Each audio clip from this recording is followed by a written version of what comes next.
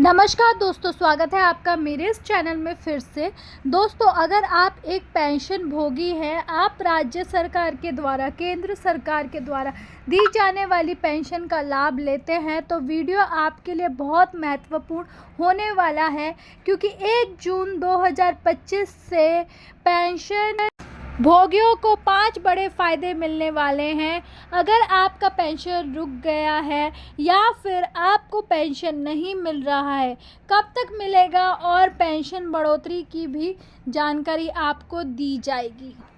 हरियाणा सरकार ने दिव्यांगजनों के लिए एक सराहनीय और राहत देने वाला निर्णय लिया है। इसके तहत राज्य में 21 तरह की दिव्यांगता से पीड़ित नागरिकों को हर महीने 3,000 रुपये की पेंशन दी जाएगी। इस योजना का उद्देश्य शारीरिक, मानसिक या गंभीर बीमारियों से जूझ रहे लोगों को आर्थिक सहारा प्रदान करना है। आखिर बढ़ी हुई पेंशन के साथ पैसा अकाउंट में आएगा। दिल्ली सरकार की ओर से इस बारे में अभी तक औपचारिक कुछ भी नहीं कहा गया है। हालांकि दिल्ली के समाज कल्याण विभाग में पता करने के बाद जानकारी मिली है कि अभी कुछ दिन और आपको इंतज़ार करना पड़ेगा।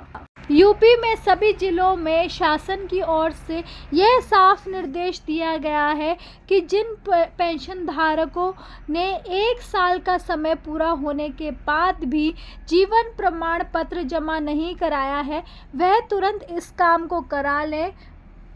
वह चाहे तो कोषागार में उचित दस्तावेजों के साथ उपस्थित हो सकते हैं और आप इस काम को अपने घर बैठे ऑनलाइन भी कर सकते हैं। पति की मृत्यु के बाद निरक्षित महिलाओं को मिलने वाली पेंशन का सघन सत्यापन कराया जाएगा। इसका उद्देश्य योजनांतर्गत लाभान्वित किए गए पेंशनरों को पात्रता की जांच के साथ साथ उनमें मृतकों और अपात्र का पता लगाना है। इस संबंध में महिला कल्याण निदेशालय ने सभी मंडलायुक्तों और जिलाधिकारियों को पत्र भेजा है।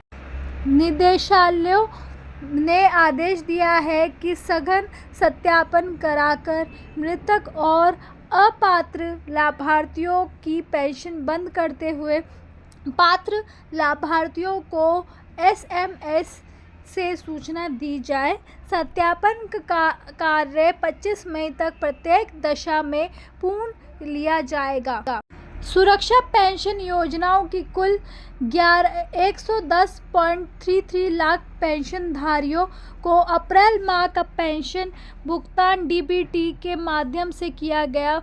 विभाग ने कहा है कि इंदिरा गांधी राष्ट्रीय वृद्धावस्था पेंशन योजना के तहत BPL परिवार के 60-79 वर्ष के आयु वर्ग के वृद्ध व्यक्ति को 400 प्रति माह एवं 80 वर्ष या उससे अधिक आयु वर्ग के वृद्ध व्यक्ति को 500 प्रति माह पेंशन दी जाती है। इस योजना के तहत 35,58,565 पेंशनधारियों का जो पेंशन भुगतान किया गया है। इंदिरा गांधी राष्ट्रीय विधवा पेंशन योजना के तहत 6,30,594 पेंशनधारियों का पेंशन भुगतान किया गया है।